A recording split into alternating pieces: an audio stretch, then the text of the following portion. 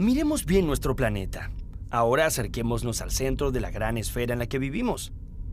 Justo allí, donde se unen América del Norte y del Sur, está el lugar donde florecieron algunas de las culturas más misteriosas y feroces que conocemos. Hace cientos de años, un pueblo de guerreros quiso dominar toda esta región. Ellos fueron los aztecas. Los aztecas tuvieron un poderoso ejército que sometió a todos sus pueblos vecinos y en apenas 2 siglos se volvieron los amos y señores de Mesoamérica. Pero esta historia comienza mucho antes. Para demostrar su importancia, cada pueblo fue dejando su huella a través de imponentes templos y maravillosas piezas de arte. Primero fueron los olmecas y los zapotecas. De una rama de esta cultura surgió una majestuosa civilización llamada Teotihuacán. Luego, ocurrió algo que aún es un misterio. Todos esos pueblos comenzaron a desaparecer o a emigrar hacia otras regiones. Aparentemente, fue algo terrible. ¿Acaso una maldición de los dioses? ¿Una gran sequía? Pues probablemente nunca lo sabremos. Con la caída de la gran Teotihuacán, llegó una época turbulenta y caótica. Aparecieron en escena varios pueblos guerreros que se dedicaron a pelearse entre ellos, hasta que en el siglo XII llegaron los aztecas desde el norte de México. Este pueblo consiguió dominar a todos los pueblos vecinos, quienes se vieron obligados a pagarle tributos a sus nuevos amos y señores. Tenochtitlan. Los aztecas estaban sedientos de poder y se dedicaron a colonizar todo el centro de México. Ellos llegaron a organizar una verdadera confederación de pueblos que incluyó 38 estados en su período de mayor esplendor. Esos eran muchos lugares para administrar, y los aztecas necesitaban de una capital desde donde dominar a sus súbditos. Para eso crearon en 1325 Tenochtitlan, una aldea que con el tiempo se convirtió en una ciudad legendaria, centro de un imperio tan poderoso como temido.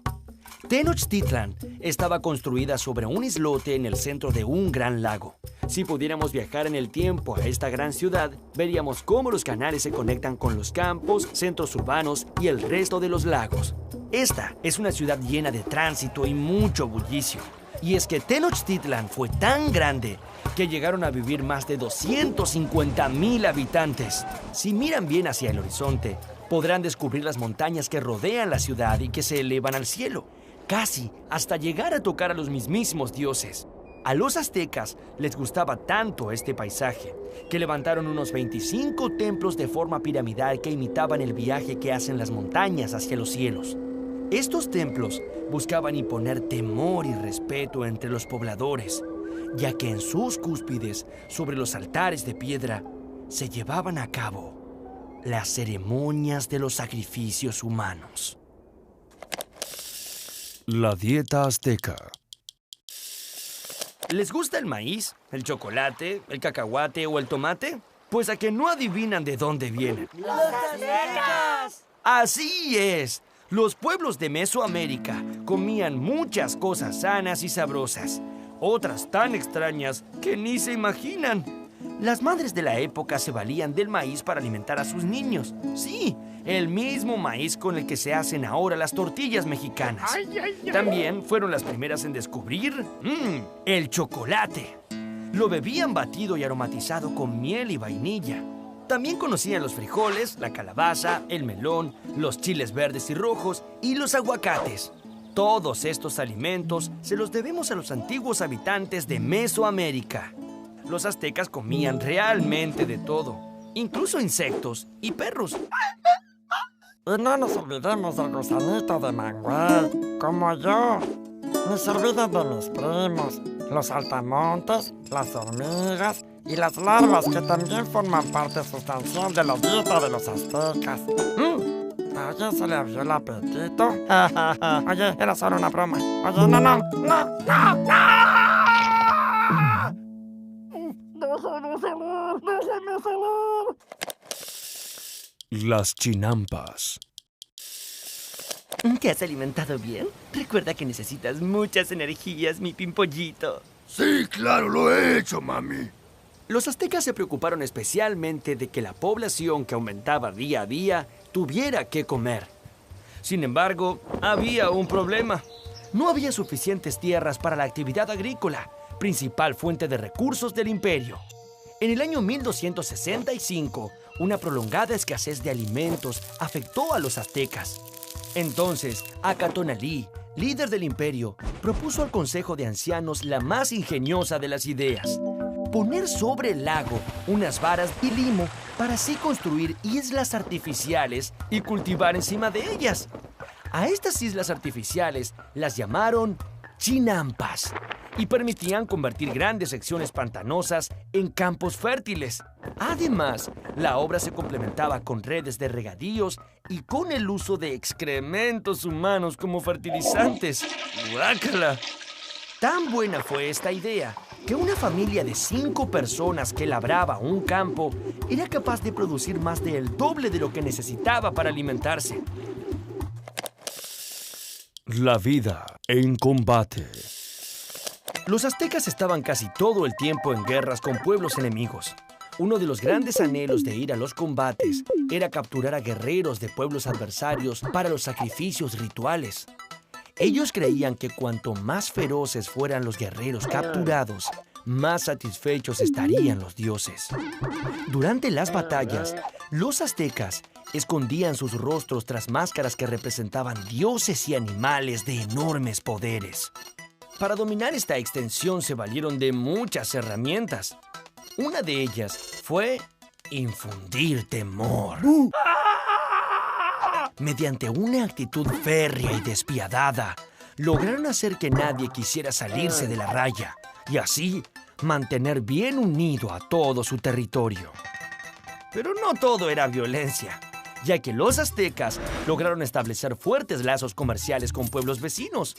Los aztecas desarrollaron una elevada producción de bienes y artesanías que eran vendidas en otras ciudades.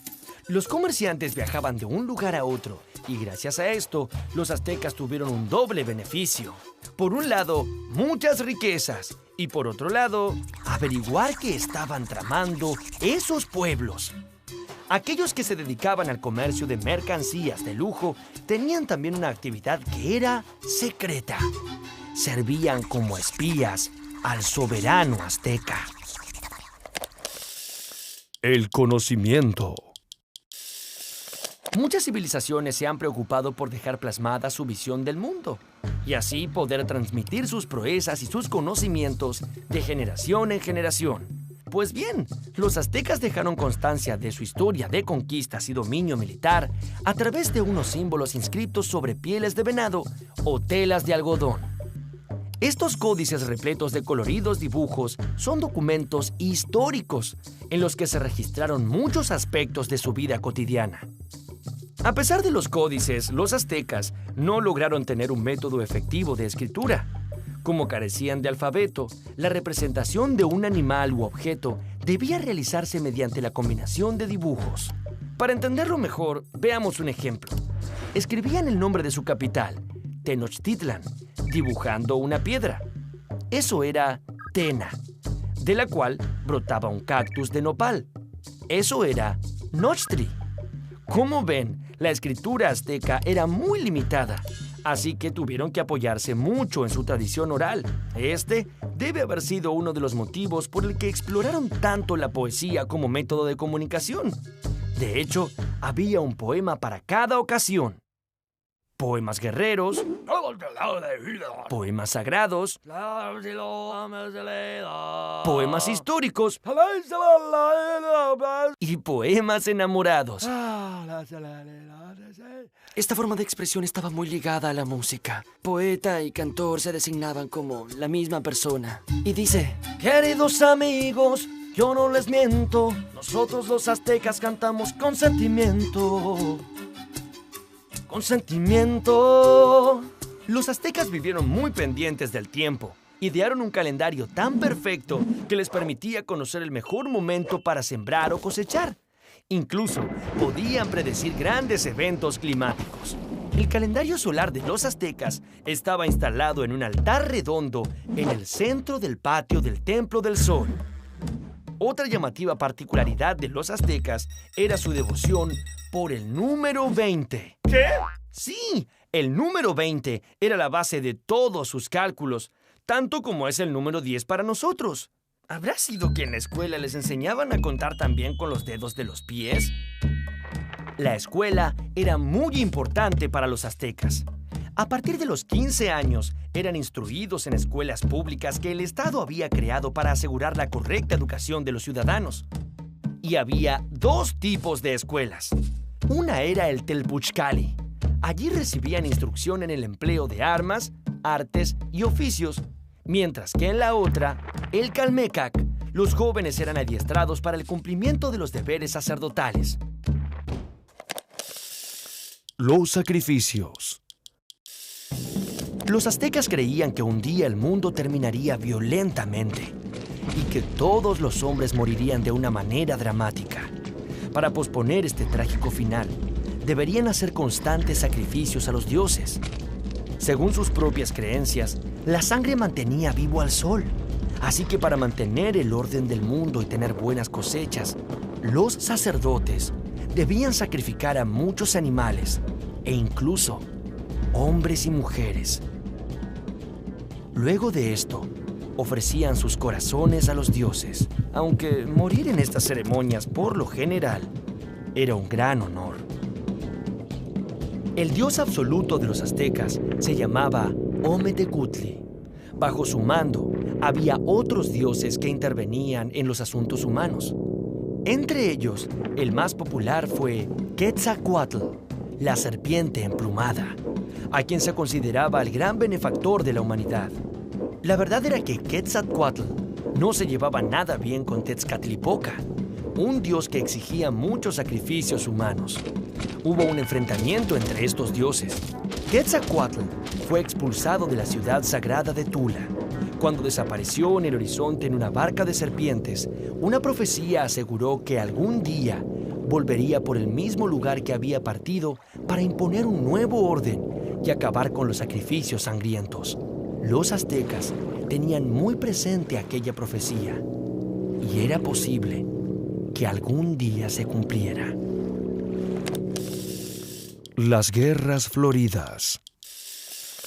Hacia 1450 hubo varias sequías y hambrunas que llegaron a inquietar a los aztecas.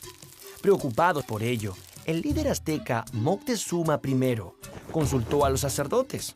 Estos interpretaron que la causa era que los dioses, que también pasaban hambre, habían decidido compartir su mala fortuna con los mortales.